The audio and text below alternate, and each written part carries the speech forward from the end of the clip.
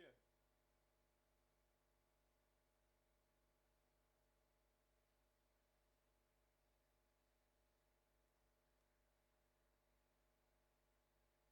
Пожалуйста, пожалуйста, пожалуйста. Отличненько, господи, боже мой. Нет.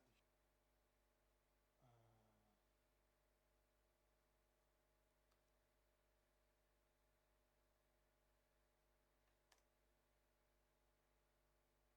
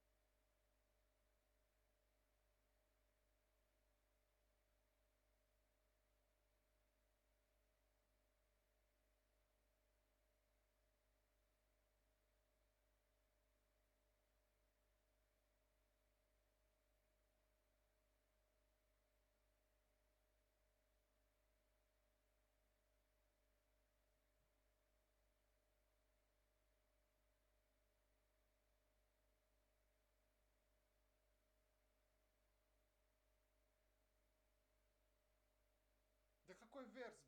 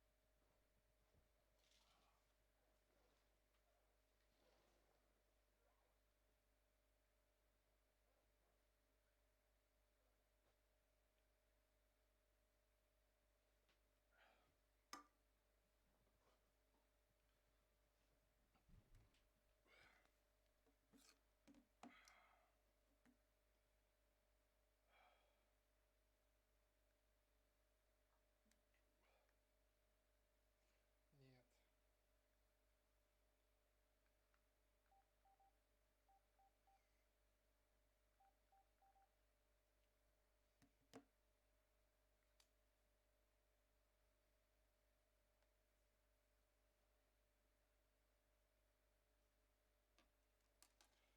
Whew, I think we settled down.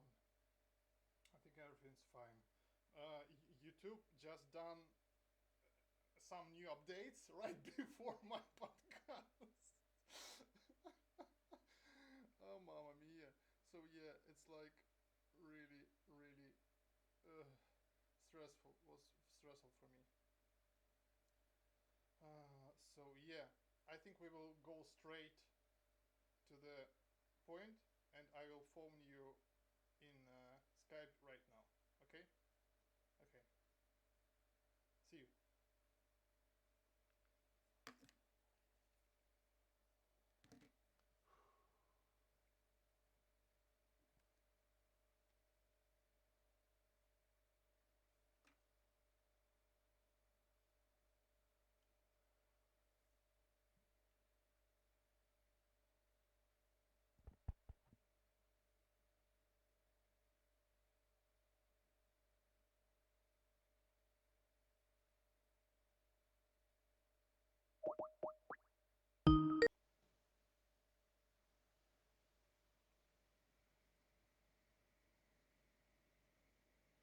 Do you hear me? Yes. So, hello everyone. uh, so, I think everything's fine by you.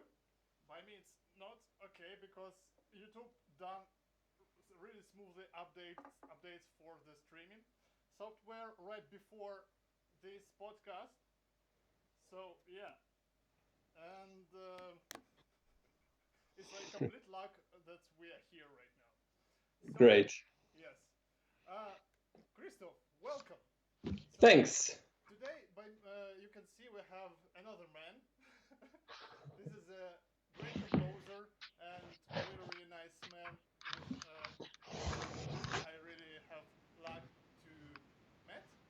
So and why you just will introduce yourself? No, this is your job. This is my job. Of course. Okay. So yeah, so we met with the Christoph. Uh, the people saying that's my Sorry, my mic is here. I'm really sorry.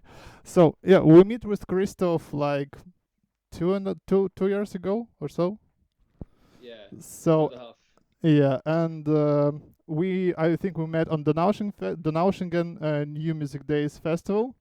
So this is like big festival in Europe, should I say? Yeah. So it took place every year and all about so contemporary composition. So and the very funny fact is that I thought for a like first half year of our friendship, I thought that here's a professor. So yeah, so Christoph does a lot of nice things. For example, he does. Whew, he does some projects, of course, in the like in composition. So he writes stuff. Why she? I don't know. He writes stuff. He writes stuff for orchestra, for for instrumental ensembles. Now he interested in some theater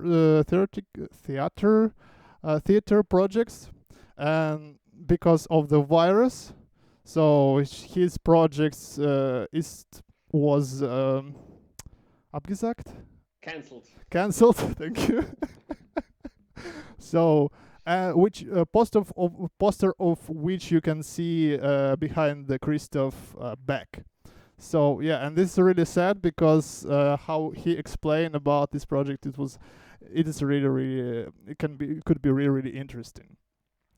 And he also perform as a musician, as a pan flautist. So he performed on the flaut of pan. He also performed on the harmonica, so or like accordion. Sorry.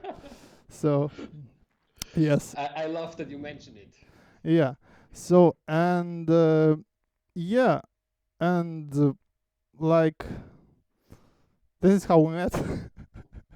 And we have really really interesting discussion with you before about composition at all, and I I hope that we will talk today about some topics which have place in the field of the composition, the modern composition specific right now. But I will not push on you very very hard, because yeah, I'm terrified as well. Actually, there's already something that I would like to clarify. Yes, sorry.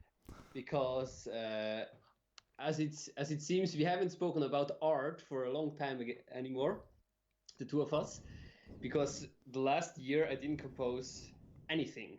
Oh, sorry. Really? I mean, we can also discuss about that. Why did this happen? But I mean, what I wrote was one thing for a theater show, but nothing classical in that sense anymore for contemporary musicians. I didn't do that anymore for quite a while. So you have a little break, like.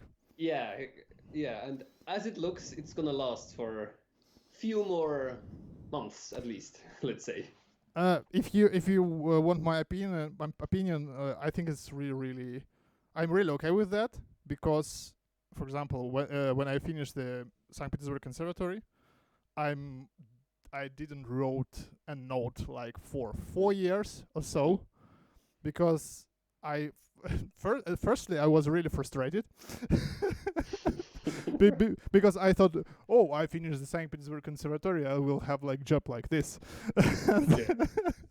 No. So yeah, you really should run a lot and ask people a lot about stuff, and to participate in your projects and organize a lot. So yeah, I'm really fine with that. So about your pose. So I'm really I have no. I'm really fine with that, if it means something to you. I'm very happy. So yeah, we must to talk about one topic about cheesecakes, man, because like people I hear like for this. So they don't care about this modern composition. They don't care about anything. They care really about cheesecake. So just break an ice. Just say it about what your favorite cheesecake, man. My favorite cheesecake is, of course, my mother's cheesecake. Yeah, what else? But because she has a special recipe, she's adding some how is it called? Some sort of pickled pears into it. Yeah, delicious, I tell you. This is the way cheesecake should be. Okay, so I will stop you for a bit, because I think we had little technical problems. Can someone please write in the comments, do we have like latency or something strange about our video right now? Okay, I will just I will like really fast ask really quickly ask my wife about how it goes, because she looks Sure. yeah. Sorry, one moment.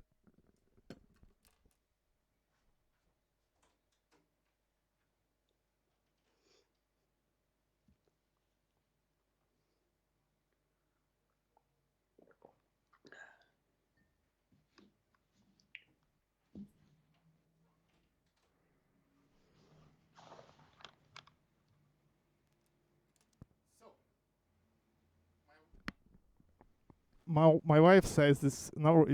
Now it's fine, and also Anya Ebinhoff says this fine. So, and again, so sorry about this pause. So what again? What is special ingredient in the cheesecakes? Pears. Pears. Yeah, the fruit. Ah. But not normal pears. They're pickled. I think pickled is only in its salt, yeah, but I don't know the English term for when you put it and then it becomes sweet. Yeah. And then you have the entire pear, and then you put it into the cheesecake. Wow. Yeah, it's great. So, and I think now it's like the perfect time to interaction with our audience, and please write down in the comments which yours favorite cheesecake.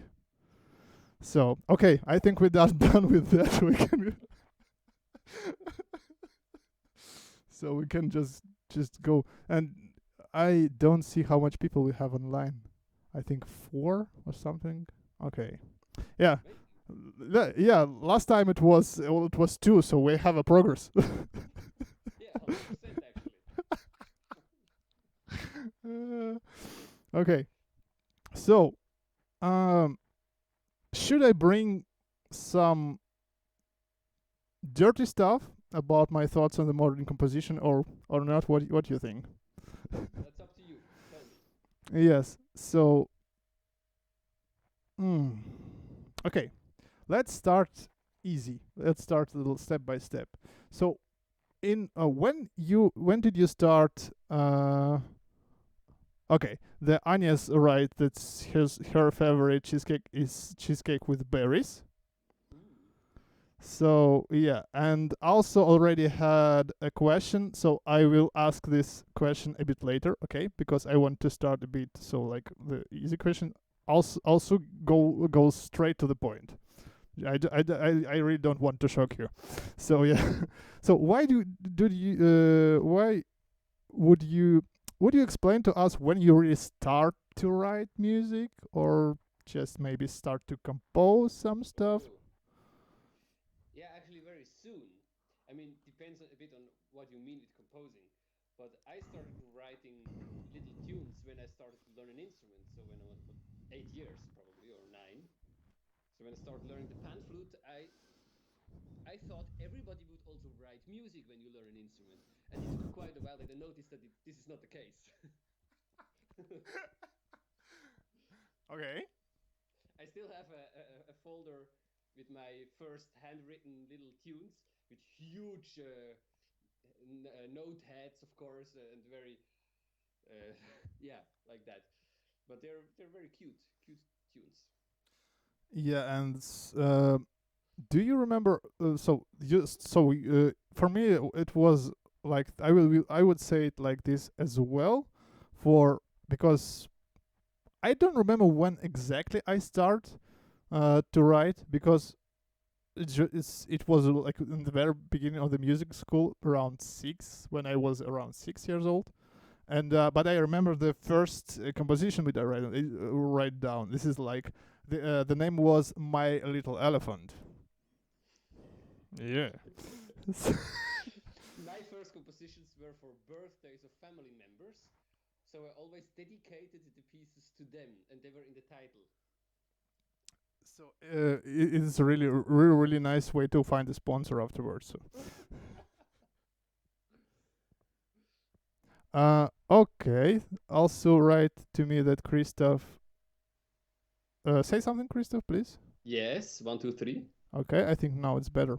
So, yeah, and so we will continue with our journey into your life and your composer life, and I want to ask you when you first took part in the music competition as a composer. I mean, so like when you really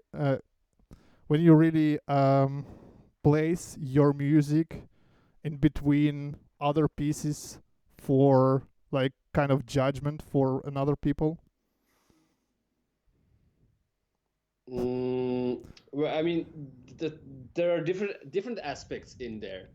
One of them is from which point did I see myself as a composer that has to tell something, Mm-hmm. which is not the same as what the audience thinks, Mm-hmm. maybe. Mm-hmm. So, of course, when I was 16 and I started to write my first pieces for recorder and two double basses and stuff like that, Mm-hmm. I thought I'm really a man that has to share my things with the world, Mm-hmm. of course. But now, from a retrospective, when I look at these pieces again, they are nothing. I mean, they're just ideas. They're Yeah. not elaborate. They're not composed. They're just fantasy Mm-hmm. somehow. Mm-hmm. And so, in that sense, I would say I started composing quite late.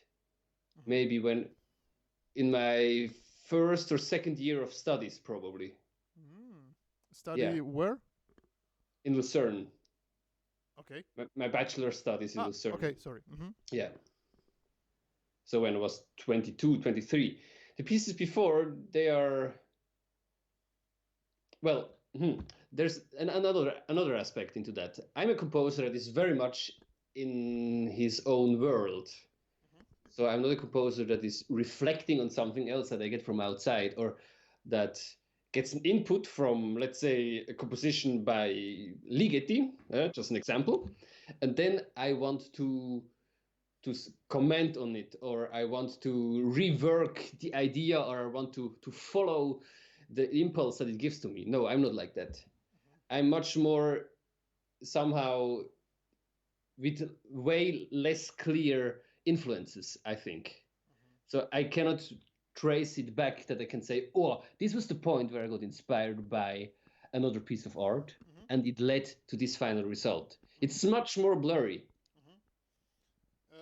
Yes, it's. Yeah, I understand you completely.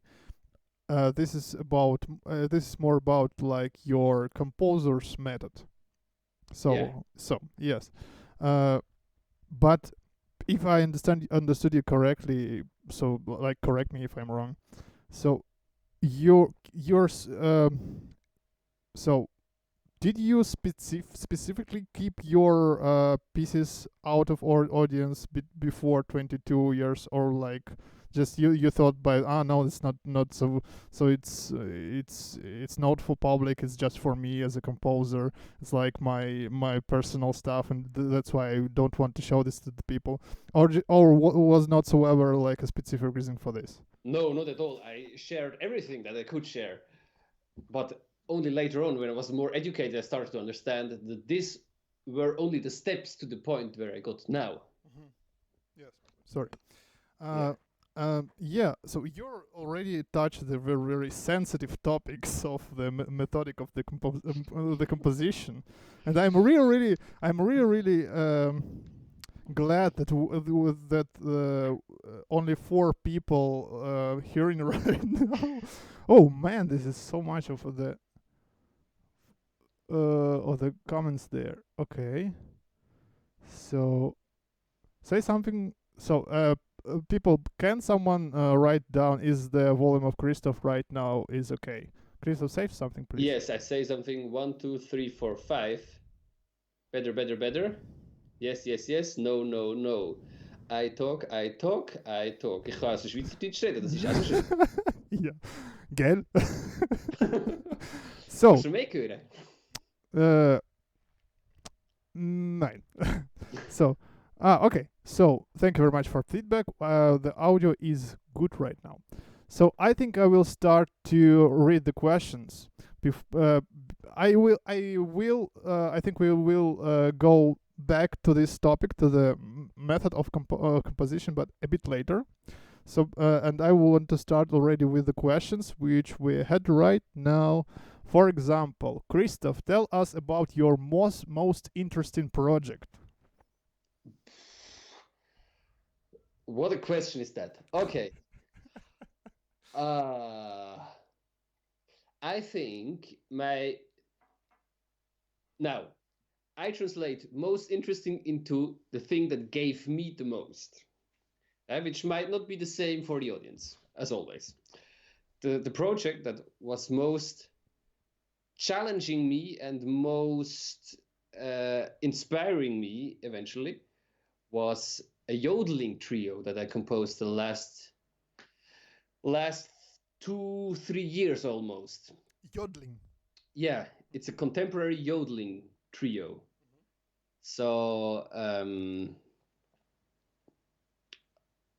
does everybody know what yodeling is? I guess so. Yes, I think so. Yeah. It's a specific type of singing. Yeah, it's a very traditional type from the Alps, Swiss and Austrian Alps, of singing. Schwitz. Yeah. And I wanted to figure out if I can find a way to put this very traditional music to enrich it by... Okay, I have to start from a different angle. Okay. In Switzerland, we have a scene of folk music, which is called the new folk music, which tried the last 20-25 years. It evolved and it tried to put this music, which has a quite richest form, to break it a bit more up, to find new paths, how to make this music more alive somehow again. And what happened was that, in my opinion, these people, which a lot of them are great musicians, no doubts, they had a look, okay, this is our traditional music in Switzerland. We performed it all our life, but somehow we find it a bit boring because it's somehow limited. So it's a lot of 4/4 bars, 3/4 bars, very strict in meter, very strict in pulse. It's always in major. It hardly has any minor tunes. It has very strict forms of patterns and so on. So it's really composed in such form and shape, so which already have so deep tradition. So it's wasn't changed a lot, and that's why it's like sounds always not the same, but quite, and that's why it was not so interesting. You mean that? It was not due to the tradition. It Mhm. was due to the associations around the tradition. Oh, okay, sorry. Yeah, I mean, tradition is always alive somehow. But 100, more or less 100 years ago, there started to evolve some associations that try to set formulas. How does our traditional Swiss music have to be in order to be proper Swiss music? Okay, got it. And this made a development like this. It got more and more narrow, and everything outside was not accepted anymore. They would say, what you do is wrong. This is not the way we do it here. Okay. So this is now a little bit exaggerated what happened. No, I understood you completely. Okay. And then these people, they had a look at it and they noticed this is our music and we find it a bit boring. So let's enrich it. Let's put 7-8 bars on top of it. Let's put jazz harmonies on the top of it. Let's put rock phrasing, rock beats, whatever. So they would take elements from different styles, from different languages, and put it on top of this layer that they had.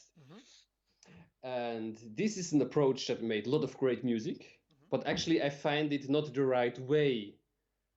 Or when I listened to it, I thought, I think we should find a different way to treat the traditional material. So what did you do? What I tried to do is to take this core of music and to take a looking glass and to check what is in there actually. Okay. What can I use? And to blow it up and to enhance it and to have a look at this. So I didn't try to do this, but I tried to do this. So you tried to more, not exactly to combine already from the beginning, but maybe do a little research what is inside.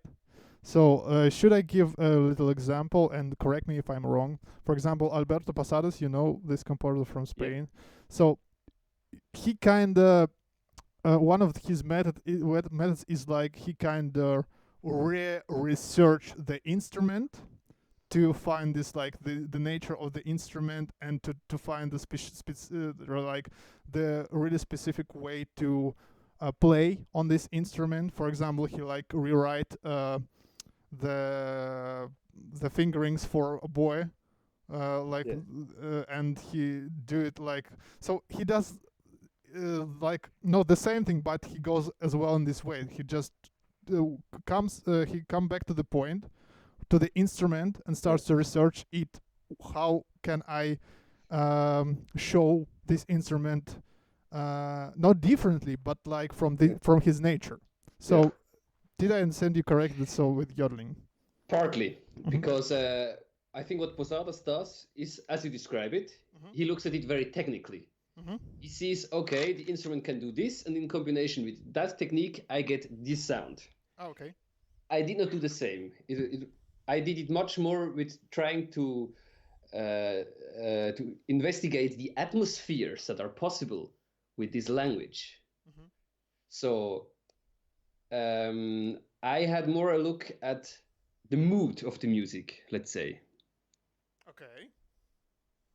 So in the end, it had a lot of different aspects. So, for example, there was one piece where I would just take this gap of yo, this little twist, and the only thing that I did was I would write chords, which would jump from the chest voice to the head voice.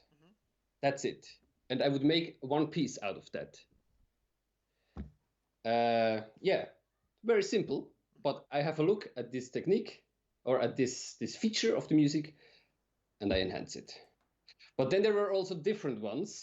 For example, in another section, I would work more with the color of the voice, for example, that we start to sing more nasal, which does not have to do with the traditional way of singing that much, except from one certain region in Switzerland where they do it a bit more than the others.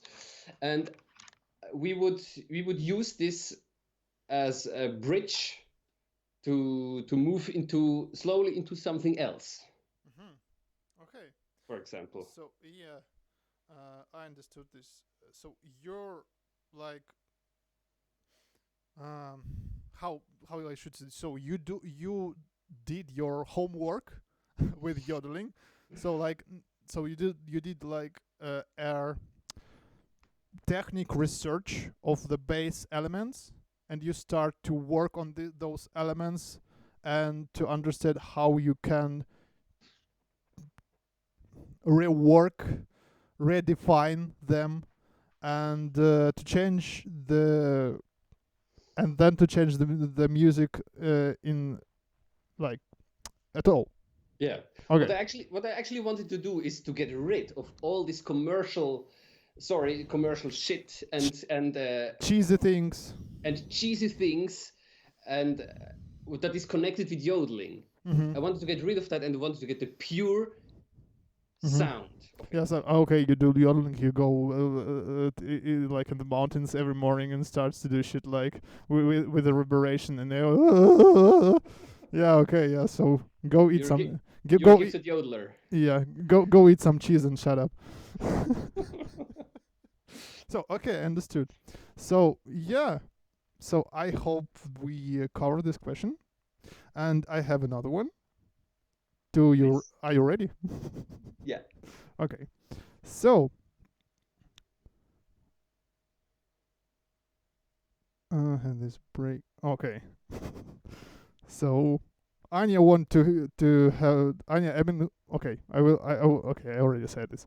Anya want to hear Christoph. Do you want to tell us why you had this break with composing you talked about at the beginning? So I knew that this was the question. Okay, so we bring a little bit of controversy here.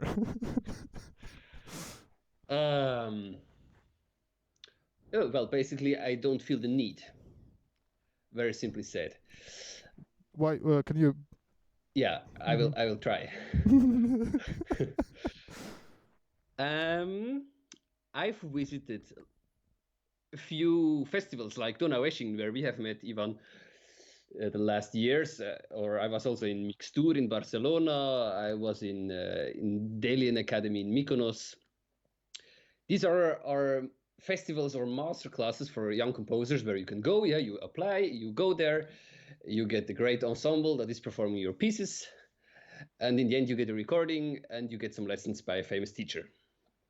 And I've done this a few times because I thought that this is the way we do it as young composers. We have to put our name somewhere in the world, and so let's apply to these festivals.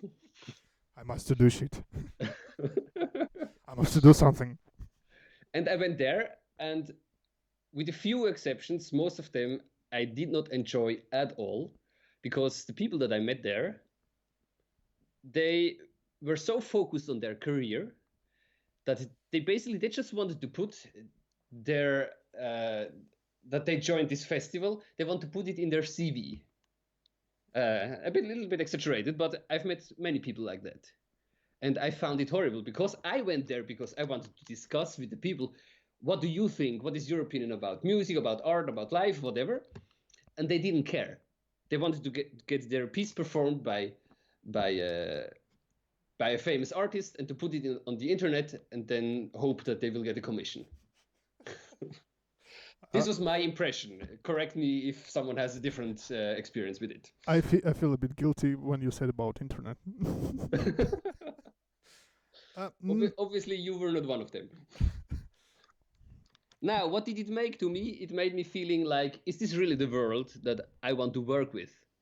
Do I want to write compositions for an ensemble in Belgium that I don't know? I've never met them, but they heard from me somewhere in another festival or whatever, and they asked me to write a piece for them, and I write something for musicians that have no idea what their character is, what their identity is, and then they're going to perform it. Is this what I want to do?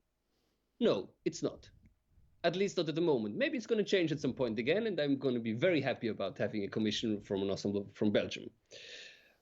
But so I went home and I thought what I should do is work with the people that are around me, people that I know, people that I can actually collaborate with, that I can bring my side and they can bring their side, and we make something together. But this is not called a composition anymore in that sense. This is a band, let's say. Mm-hmm. So we bring all our personalities together and we create something all together with different responsibilities, maybe, maybe not. This always has to depend on the group function. Mm-hmm. But if I would do this in a festival for contemporary music, there would be a lot of questions raised. Is this a composition? Is this a composer? Maybe people would like these questions. Maybe in Donaueschen, they would find these questions probably great. And they would discuss them for the whole night. Man, chill out, man, chill out. What are you... But this is not the way the market works. Yeah, so if I can reply on that, so I will not disagree with you. So about like the people, so on those festivals, it's like can be really annoying, really, when people like go in there to make their CVs, and I understand you completely, but from one side, this is the like system and world in which we are living in. So and like people just trying their best to put them like higher as possible. So that's why I cannot judge them, but I understand you completely that can be really annoying. And I find that what you said afterwards, I find really, really how should I say it? Inspirational. So with working with other people, because sometimes like it's the question which can be placed on those festivals, like, so it's like every time from time to time it's like the same, and you don't feel that you how should I say it, grow. And I feel myself when you try to do project with other people, you start to communicate with people. You start to understand that those people like this and those people don't like this, and so can we find a middle point. And so it's not only the doing stuff together, but it's a lot of communicating. So and for me, it's like it makes people stronger, because they are ready for different types of situation when they making projects. But I think like exactly what you say. For I don't care how the name, what the label we have. This is a composition. Like this is the art performance. This is an happening, and this is a theatric piece and stuff. I don't care. For example, when I do some shit and people, this is not this, you right?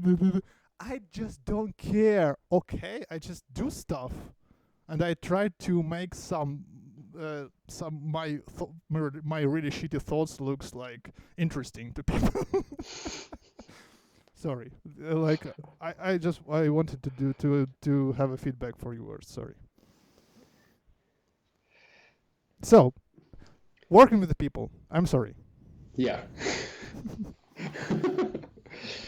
um, So you did this on your break period of and you start to working more with the people, starting to do more projects. You Yeah. started to not make labels on your things. So like this is a composition, this is not a composition. Sorry, Yeah. and here I interrupted you. Basically, that's more or less the point. I mean, there are a lot of different side subjects in it. Maybe to add one is that I also got much more into practical work. Simply, I wanted to perform more myself again. So then the composing part suffers a bit. I went into theater. I have several bands where I perform different types of music. So I don't compose that much anymore because of that as well. As simple as that. Next question. Next question. Okay, moving on. So, can you tell us about the project which you're? So, okay, my wife. Oh, there are new questions. Okay, Anya Benhoch, like comment. Yes, I also was at the Donaueschingen 2019, and some people were exactly like that. So thank you, Anya Benhoch. I think we on the same place. So and Anya, thanks you for answering her question.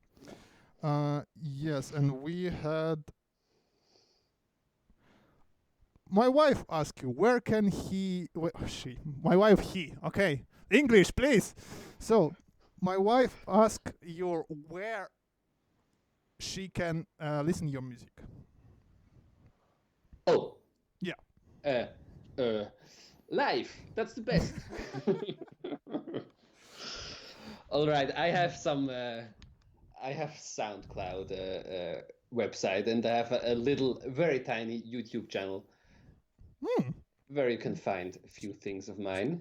Okay. But I definitely suggest, when I perform myself, which at the moment is mainly the case because I don't compose, so nothing is performed, go and watch it live, because I'm a person of live music. I'm a person of the stage. I'm not a person of a studio. Yeah, I need the energy and the vibe of the moment. That's also why I love theater that much, because it's all about the moment of the presence. The moment of truth. Yeah. So, but basically, she can go, for example, at your Facebook page where you inform people that I have gig there and I have gig there. Yes, for example, I don't do that too often actually on Facebook. Lately, I had a lot of private gigs. Okay. So I will ask you just to send her an SMS. Great. No, she can hire me for her next birthday. Oh, okay. It's already passed, but we'll take this in mind. Okay. So another question. So also love. So she really appreciate your answer. So we have another question. Christoph, are you or will you be putting more energy on composing for theater? Certainly, yes. Certainly. Because I've got hired for 2 more productions this year. One is already passed. One most probably has to be cancelled.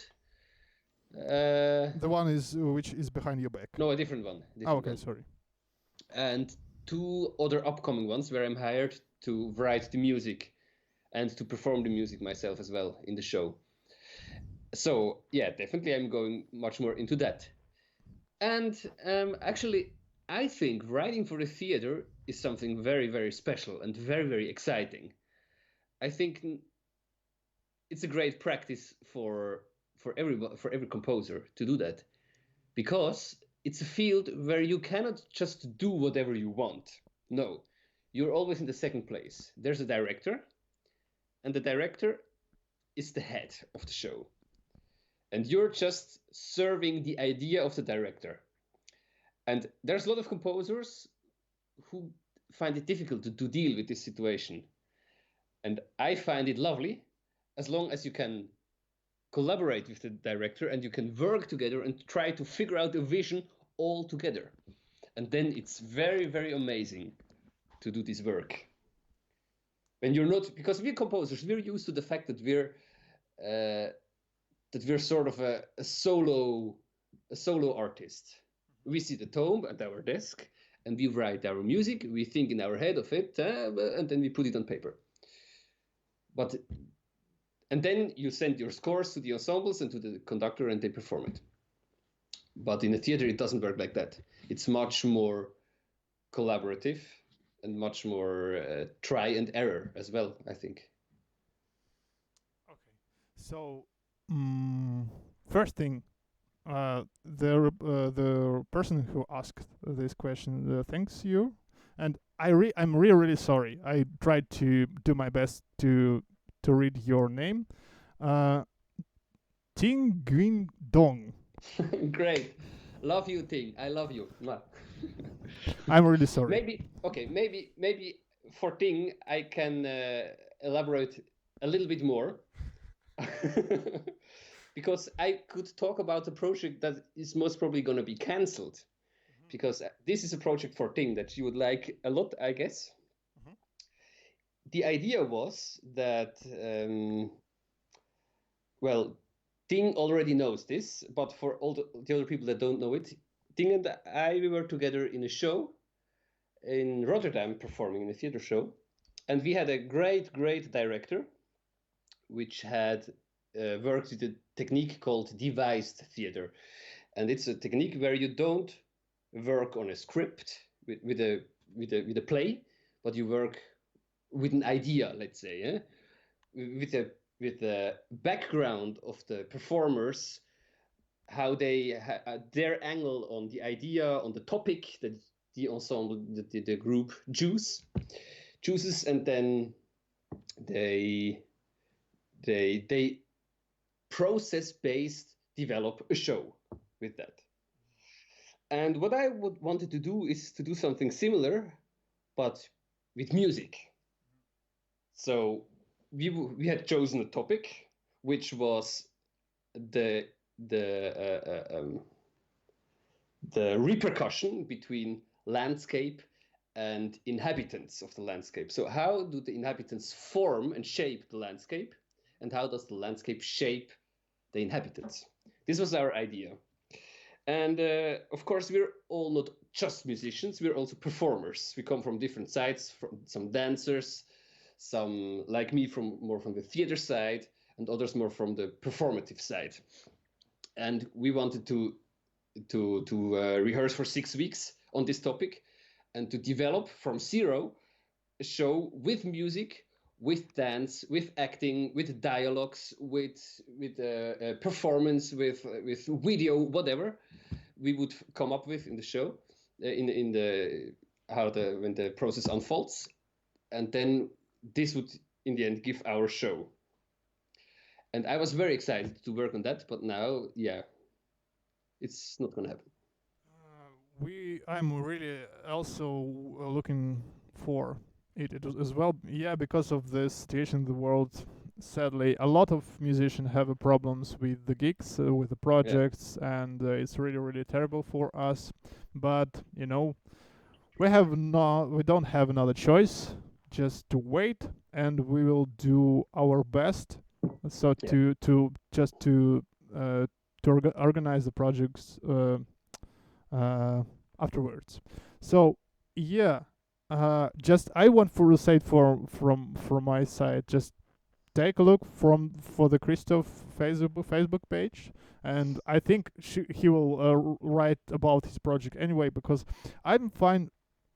Like, I was really, really frustrated when I finished the conservatory uh, because I thought that's something wrong about how I think about composition and how it's just specifically works in the modern world as well. And when I come to Lucerne, but it's not because of Lucerne, it's not because of Switzerland, it can be in any part of the world. It's because of my stupidness. Okay?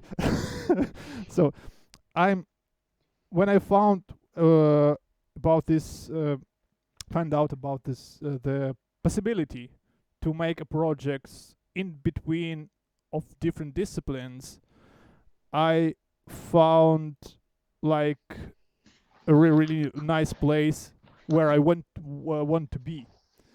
But I don't want to from Star Wars or from Superman. With a great power comes really great responsibility. So I would just want to add to your words. So when you do project like this, it's like some of people think this like it's like a free heaven, and you can do whatever you want. But I really appreciate when you work with the material, when you work with the structure, when you work with the story, when you work with the script, and despite the elements maybe not fixed or improvisal, you uh, you try to do your best to more to do like uh, a really professional thing. I don't know where it goes. That's how it's already start. I like, for example, when I start to do free improvisation music. So there were a lot of people like, oh, this is free improvisation. I can do whatever I want. It's like free. It's no rules. No, man, it's material. It's a work with the structure. It's work with the motives. It works with the harmony. It's really hard work, and you also can practice that. So yeah, I started from one thing and come to another thing. I'm really sorry for that. So so I'm really excited for to see your projects, especially your like interdisciplinary projects. So and yeah, as I said, check Christoph's Facebook page, and you should inform people, man. Especially when you do something really interesting like that. Okay, so okay, we have another people. I'm really welcome everybody who comes, and I really appreciate that we have some people today. So there are two questions. Hannah, hello Hannah, and she asked, have we talked about the cheesecake yet? Sorry, Hannah. We already discussed this topic, but we will come back to this topic definitely, because this is the most interesting thing in all the topic. Because contemporary composing, contemporary sheet music, oh whatever. So yeah, so yeah, Anja Ebenhoff also cheesecake. So, Christoph, what are you doing now in quarantine? Oh, I enjoy life, basically. Before you didn't enjoy it at all. Not always the same. No, I just sit home, I read, I have a balcony to enjoy the sunshine. I have a few students that I teach online. What are you doing with your microphone? The sound is perfect for us, so this is the perfect time to have a perfect sound. So definitely. Now, something that I wanted to say about the quarantine. I have the impression there's sort of a force. No, how to say that? Ein Zwang. Pressure. Yeah, there's a pressure for us artists that we should now become really, really creative. In this very moment, our mind has to explode because we have so much time and we have so much fantasy. Now we should make the craziest things in the world. This is the impression I get from the outer world. I really don't share it. I don't do anything artistic right now. I mean, I practice. I really enjoy practicing, actually, but I don't do anything else. I read, I teach, I go to my garden. Yeah, like that. So, and what in specific about your gardening? Well, right now I'm just putting things upside down in order to plant something later on. And what you want to plant? Zucchini, carrot. Zucchini for your zucchini pie. Yeah, of course. This is the second thing which Christoph liked the most. After the cheesecake, or on the same place. No, after. Okay, after. Sorry. So yeah. So this is really interesting. Like the other people like, but you the musician, you should organize some shit. The people doing like live concerts and stuff. Don't ask me to do stuff. I want to relax. Like for freak's sake. Like Yeah. I for example, I didn't have like a holidays like for 4 years. Yeah.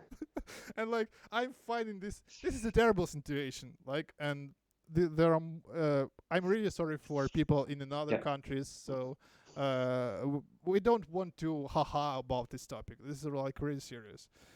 But I find myself pretty comfortable with the situation when I have spent more time like doing nothing. Mm. Because okay, my wife just write me questions. You should read the questions. Thank you also very much. I'm really appreciate it. So,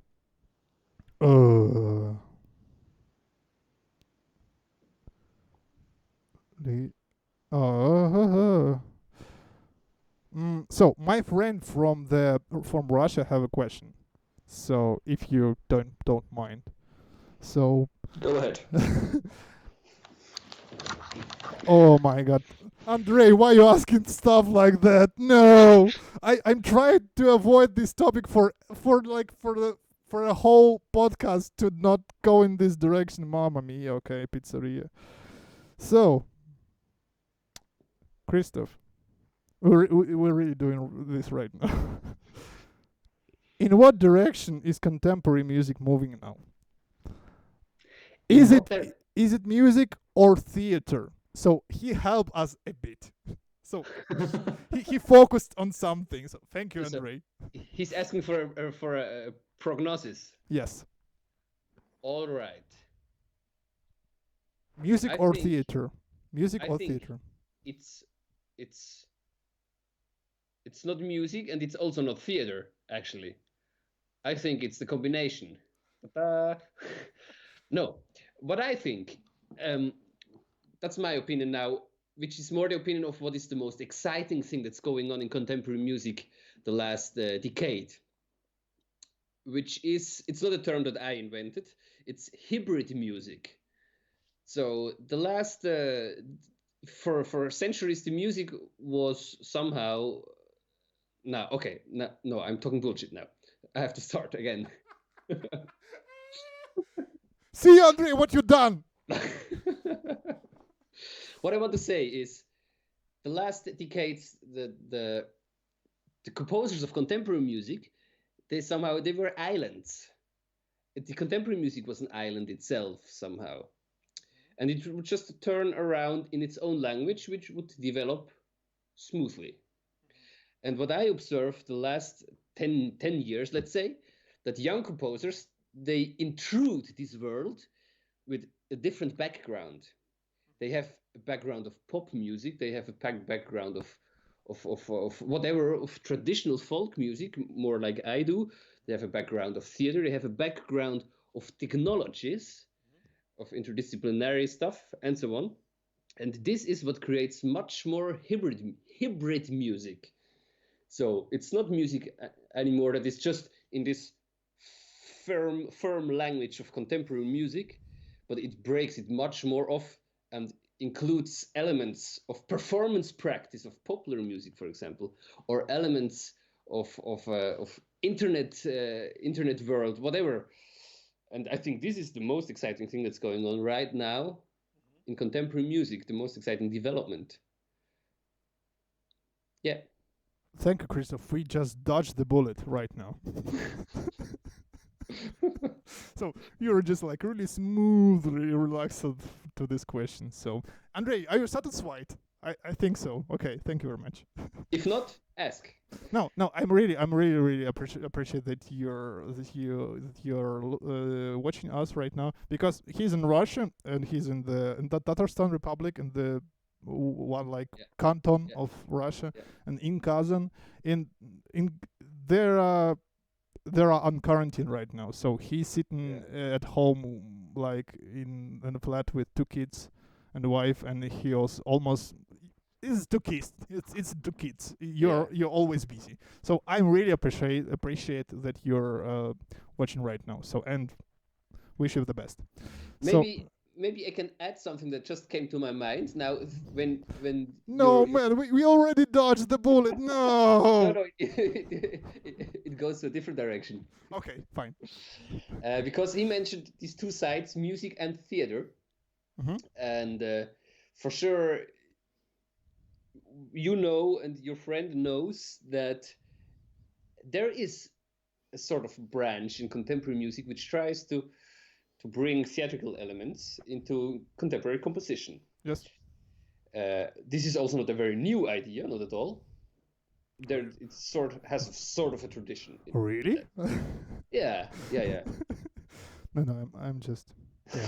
Anyway, what I want to say is what I noticed and what I was really not satisfied with, that a lot of pieces that I saw that have this approach of combining theater and music, that they have a problem of hierarchy. So we have the sound level and we have the, let's call it the visual level, which can also be translated maybe as a narrative level.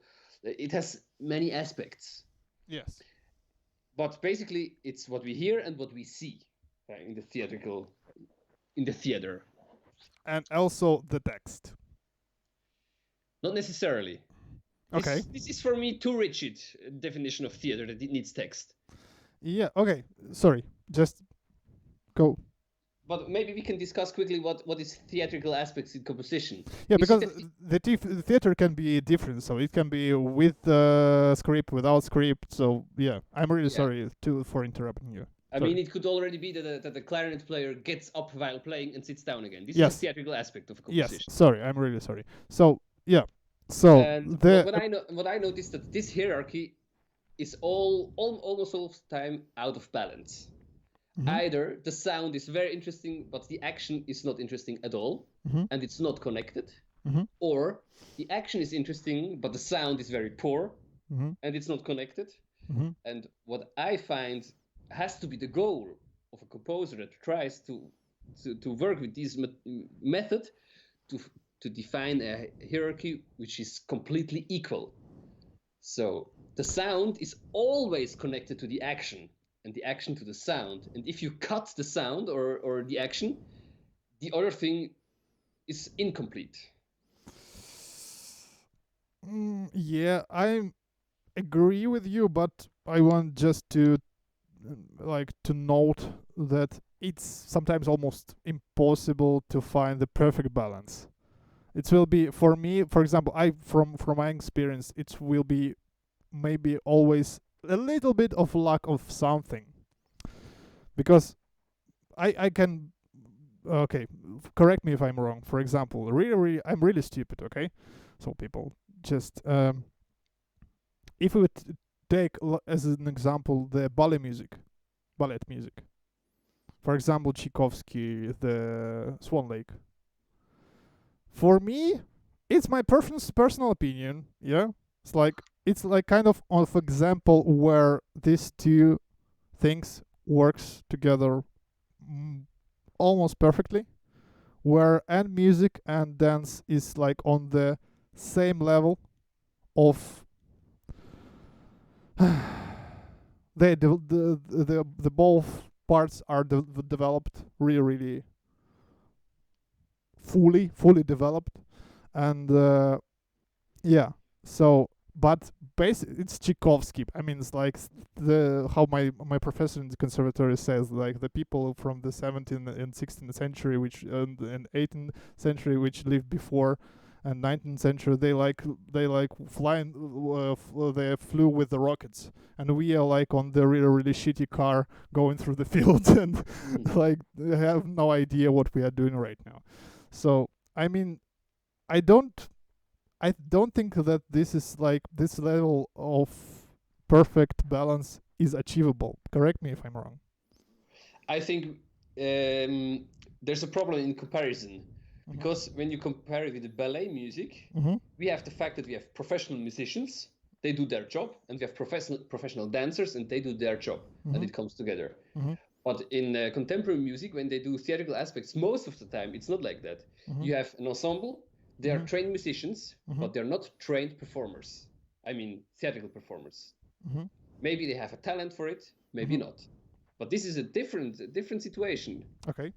And then you have to find the way, how can you make these amateur actors become a figure? Okay. Because the music they will do great anyway, but you have to make them something else as well, if you want to work with that. Okay, so I'm really sorry for my like that I'm going to this ballet stuff.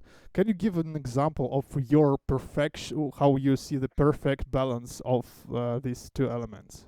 For No, I example. cannot. Okay. I cannot. But I think I wrote a piece last summer, which tried exactly this thing. I cannot say if it failed or not. That's not up to me. But what I made was I invented sort of a situation of a storyline. It was a string quintet. And I invented sort of a situation where the musicians become characters, but everything they do musically. So when they walk somewhere, they have a motivation why they walk there, but they also have a musical reason to go there and to accompany their walking. Okay. So this is what I tried. It was very tricky to figure out, and it was just the beginning of a much bigger process that maybe is gonna appear now. Okay. So I have a lot of questions, Christoph, which I must to read because people will eat my ass. So Hannah asked, "Do you have an literary recommendations?" For this problem, No, just Hannah. Can you apply what like in you general, like in general, or like I think in general. like literature. She wrote literary. So I I don't. guess I didn't do my English lessons very well, so I'm. so I can make book recommendations, of course. Yeah, I can do that. Okay. One of my top favorite books is the book questions is general. Yeah. Okay. Yeah. One of my top favorite books is Infinite Jest by David Foster Wallace. Absolutely amazing book. 1,500 pages. It needs a bit of time, but it's absolutely worth to read it. Okay. And another thing, for Swiss people, I recommend Vrenelis Kaartli. If you haven't read it, yeah, that's a must-read. Thank you. So, so another questions from from Hannah as well.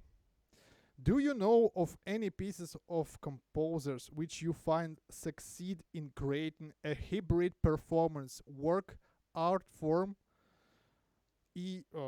successful, intriguing, beautiful, transdisciplinary art, for example? Yeah, let me think. Yes. For sure. Hannah, for sure. what are you doing to us? No, that's a good question. I for example, I can handle it anymore. Huh? I cannot handle these questions anymore. There's just I think I feel myself like yeah, sorry. So spontaneously, I think of I think piece is called Corps à Corps, maybe, by Apergis. Okay. This is a very nice example of the hierarchy between action and music and sound. Very good example for two percussion players. Another one. Oh, it's always so difficult if you have 1,000 things in mind. Oh, actually, yeah. I mean, it's a bit a different problem, but there's a fantastic opera by Prokofiev called L'Amour de Trois Oranges, which is one of Yes, one yes, of the best operas I've ever heard, because it gets never boring. Not Yeah. one single boring note in this music. And if you listen to Rossini, or if you listen to Wagner, or if you listen to whatever, they're all, at some point, you lose your concentration because they're too long. They don't have enough feeling for the scene. Their dramaturgy is somehow, yeah, not sufficient. But this When you listen for 20 hours. yeah, but this Prokofiev opera, in my opinion, is absolutely perfect. Yeah, the script there is a bit fucked up. No, yeah. So, yeah, thank you for the examples. Your colleague write another question, I think. So, or she leaves a comment. So, Ting Yun Dong, right? I'm really sorry. Great attempt. Great attempt. Sorry for my pronunciation. So, oh my god. So I think she comments this to when we discussed about this balance between two different materials in the two different disciplines, so or in two different fields of material of work with the material. So she wrote, it needs to be achieved by different parties having a mutual understanding, maybe. So yes. Yeah, and my colleague from Cousin have another question.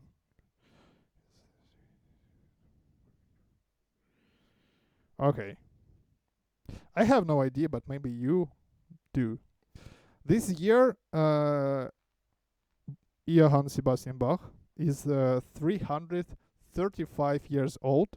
Is this event somehow marked in Europe? In Russia, there is no. I don't have the impression that this has any presence in Europe. No, I don't think so. How many years? 335. Yeah, I think this is maybe kind of really kind of specific type of anniversary. Yeah. So I also think no. I mean, there's also another aspect that I really don't like the music of Bach that much, I must admit. Yeah, I'm sorry for that. No! So I don't care about this guy too much. So I hope not to insult anybody right now, but I think there's better music so than no, his music. and now everybody like out of this podcast. Yeah, probably. No, it's just like sometimes, for example, Bach is really complicated to play and sometimes to hear as well. Like he wrote like my friend is a flautist, so and maybe when you play monody, so solo, it's a bit easier to play, but no, it's not. So for me, I express myself. I start to understand a bit of how you should write to articulate Bach things, and only because of I'm starting to play organ. Before, when you play piano, your articulation not exactly there. So because like you're playing like straight like Chopin, like so everything is like legato. But as well, if you are playing non-legato, so it sounds terrible because this articulation is like thing so important in this time, and Yeah, I I really respect Bach because I think so. Maybe he one of the popularist popularist is there Most popular. most popular composer in the world, and he does achieve he did achieve a lot of things because of which we have like composition development history. So we are all respect this thing. But when you play like four voices fuga on the piano, like no, I'm sorry. So when you start to do start to do fingerings, and you should to start from like not from the beginning. You start to do from most complicated place and like go to the sides because of like you try one type of fingerings before this place and you're fucked up, and we different you're fucked up as well. Then the third variant, fourth variant, five. So you start like from very very difficult place and you go like from the side. So I'm really respect Bach, but sometimes when I play him, just no I would like to make a little statement about the fugue. about fugue. Yeah, that you mentioned. In my opinion, the fugue is the most boring form that classical music ever brought up. And I will tell you why. Because you hear one bar and you know the entire piece. I know. I mean, of course, I don't know the notes that are going to come, but I know the mood of the piece, and the mood is not going to change at all. It will keep the mood till the end. And this I find utterly boring. I don't want to listen to any fugue because there's no surprise in there. The surprise is only in the pitches. And I don't care that much about pitches that I'm surprised by them enough.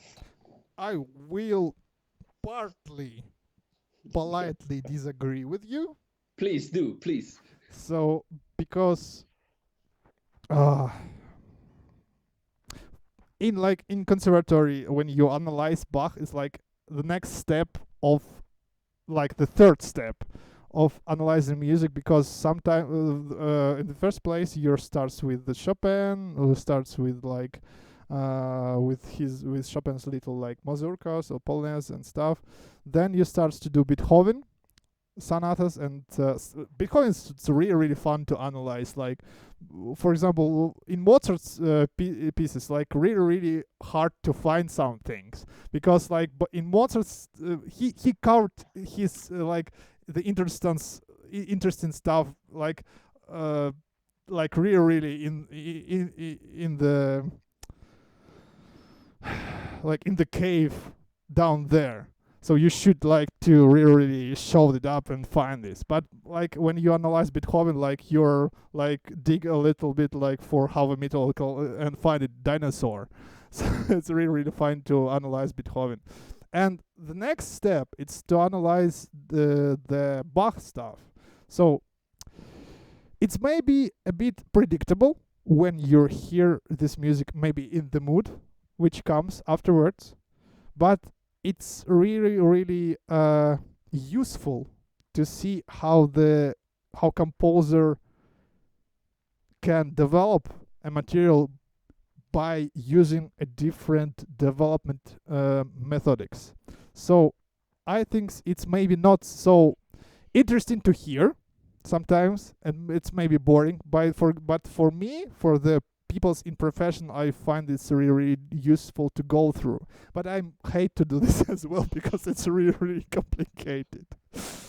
So yeah. But what you talk now about is about technique. Yes. You're fascinated by the technical skills of this composer. Yes. And this is something I'm not interested in. Okay. I mean, I don't listen to music because I want to listen to technical perfection. Yeah, you're right. I listen to music because I want to listen to the narration. This is now a very personal point of view. I know that there are people that they're not that affected by narration as I am, but I am very much. And when I listen to music, I want to listen to the narration in it. And narration doesn't mean that it has to go from A to B and it has to make a big explosion in between. It can be something very else. I mean, climax. Yeah. I'm also very fascinated by minimal music, for example, because this has its very own type of narration.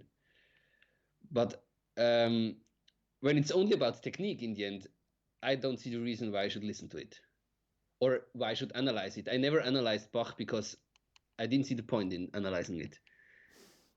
Yeah. So I maybe I messed up. I mean, so but that's why I said I'm partly disagree. So I like this is like of like eating salad.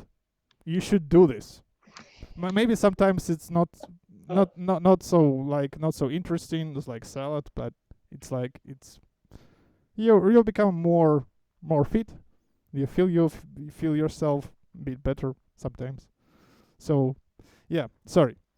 I mean, I completely understand if people are very fascinated by Bach's music and that they want to listen to play it. For me, it's way too intellectual. Okay. I prefer Vivaldi. Okay. This is music for the ear. It's sugar for the ear. I love it. So It's great. like Vivaldi is like porn for ears. Because like Sort of. no, yeah, because like in every mood you can like you listen Vivaldi, it will be like on the point. It's like it can be really shitty day, it can be really good day, and like you put on the Vivaldi. Oh yeah, it's like stimmt. It's stimmt of It English. fits. Fits. Yeah, sorry. So we have a new man. Oh, so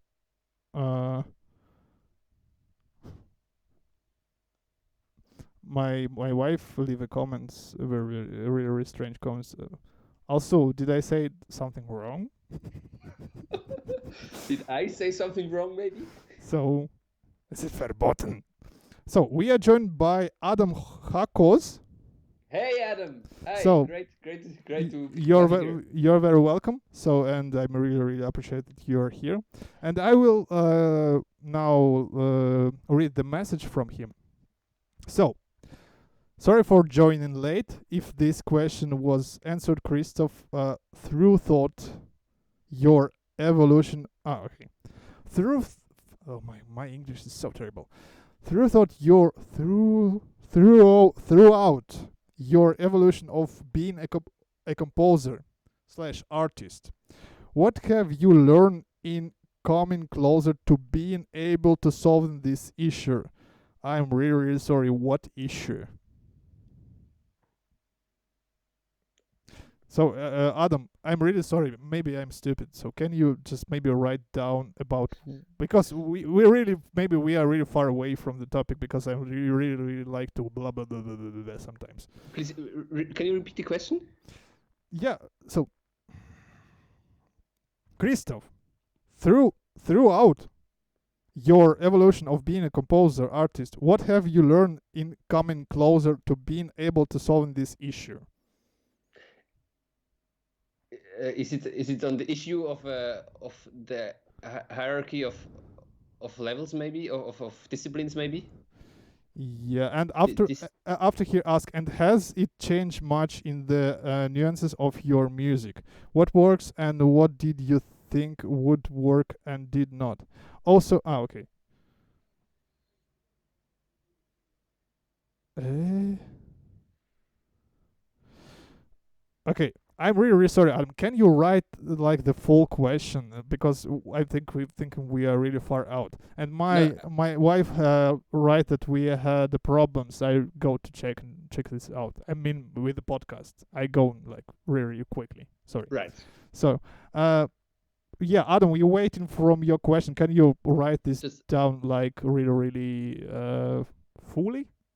Just which issue you mean? What the issue you mean? Sorry. So he write as well. Oh, sorry. Going off of Hannah's questions. What Hannah question? I'm so messed up.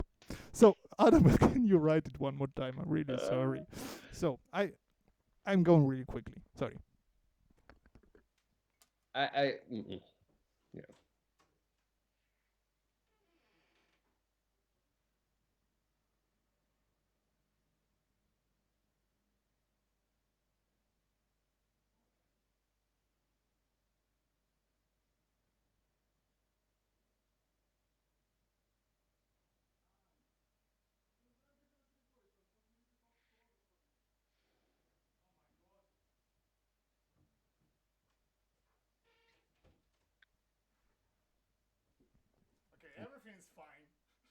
Great, great. So Okay, I think Adam would like to know about this transdisciplinary Here, write down. Sorry. aspect. Issue in succeeding in creating hybrid performances. Yeah, that's what I thought. Yes. Okay. Sorry. Now, this is really tricky, Adam. Um,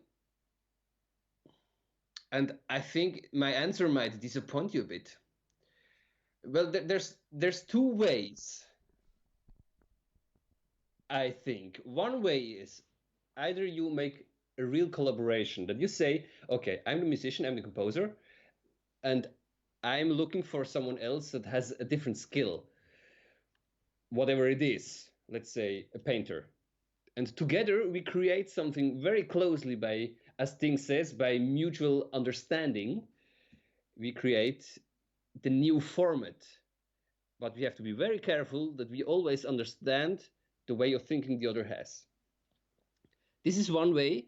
And the other way, which I think is much more often used nowadays, that there's a composer and he has this idea of including visuals in his composition, but he wants to do everything himself, which is fine.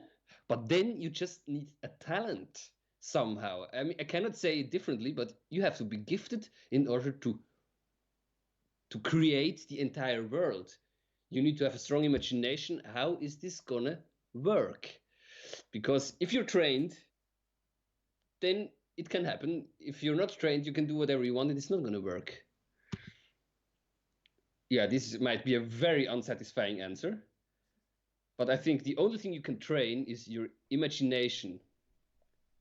How does this look on stage? How will it affect the people? Go often to the theater, see how the space works on you. Try to train your imagination of visual.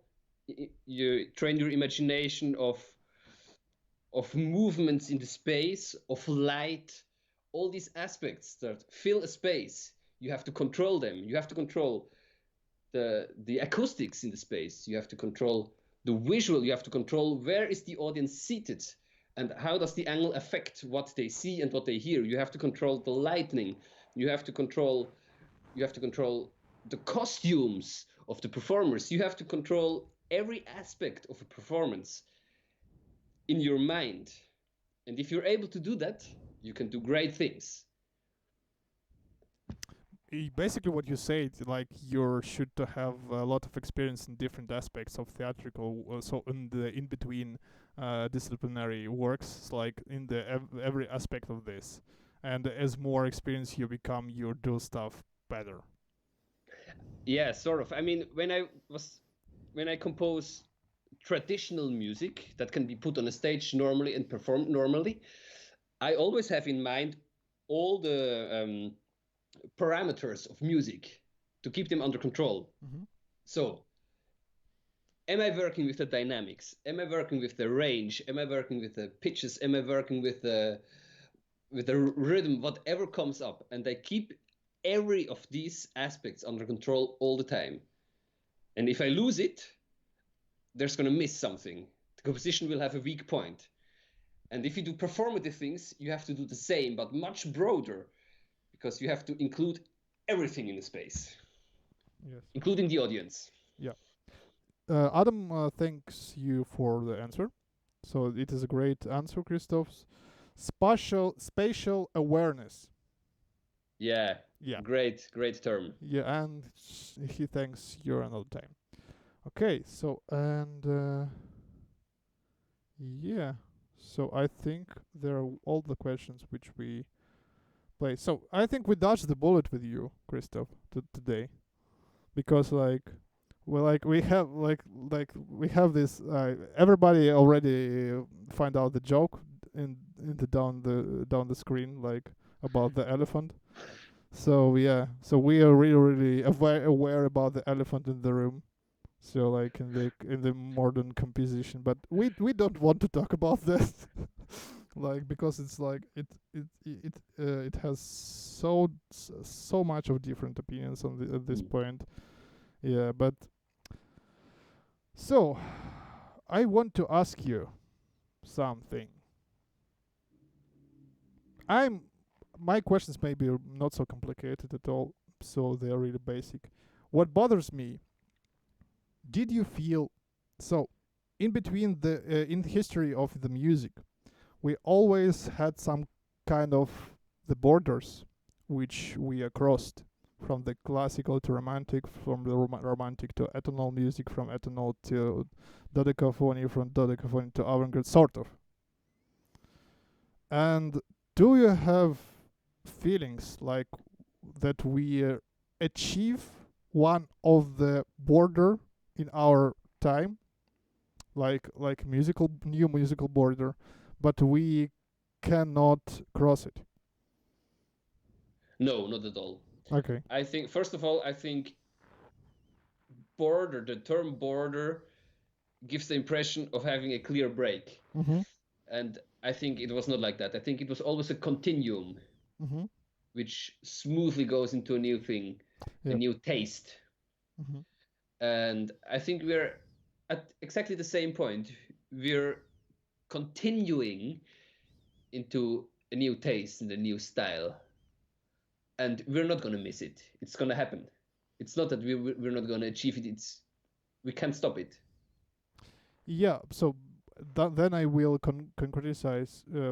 Ask my question more concretely. When we will feel and just will we feel that moment? Okay, now is the new stuff. So I mean, like, because for me, I'm really stupid people. Okay, so for me, it's not like you said. It's not a clear border between like between like the contemporary music in 90s and contemporary music in 2000s, for example. For me, it's not like this. So, and when, for example, we will have this feeling, so that it's really, really new stuff right now. Yeah, well, I do have it. Mm-hmm. If I compare myself when I was beginning my bachelor studies, which Mm-hmm. was sort of 10 years ago, a little bit less, Mm-hmm. I remember that back then I had the impression there's nothing new possible anymore. I guess every composer knows this feeling at some point that everything is done. But what happens when you just go with the time? And now, 8, 9 years later, I see, man, so many things have happened, so many developments. It's incredible, and it will go on. It will go on all the time. Um, Last year in summer, I was in the Lucerne Festival Academy, and there was an Italian composer, and he presented a piece of his, which caused a lot of debate because it was a duo piece for flute and viola that he performed, I think, in a jazz club, probably, with some light show and some electronics and the artificial fog and stuff like that. And in the seminar with the other participants, it was highly controversial, this piece, because they started to discuss, yeah, but is this still contemporary music? Is it more a band project? Is it more what is it? And I thought, guys, this is the development. This is the new thing in the contemporary music, that it breaks these borders that we gave ourselves, and it makes steps into other things and then creates this hybrid music. This is the most exciting development right now. So you see, you see the like progressions and upgrade in the field of like indisciplinary. Not necessarily indisciplinary. Yeah, I mean, so how I should say it. Help me. I name it hybrid. Okay. Okay. So,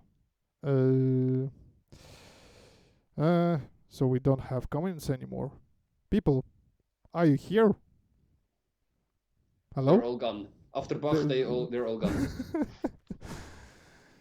Yes. So, yeah.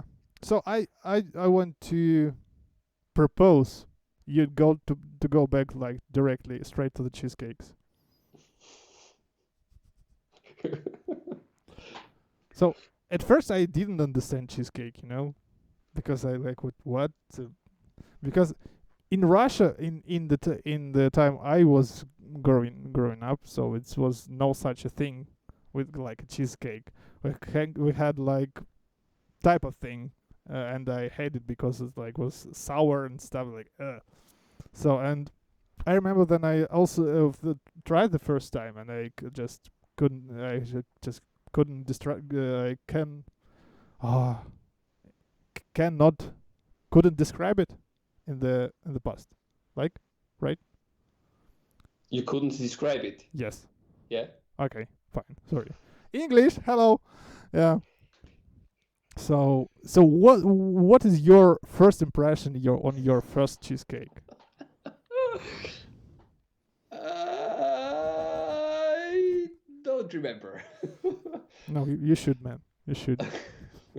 This is your most favorite food. Come on. Yeah, I just like it. I just eat it. I'm just amazed by it.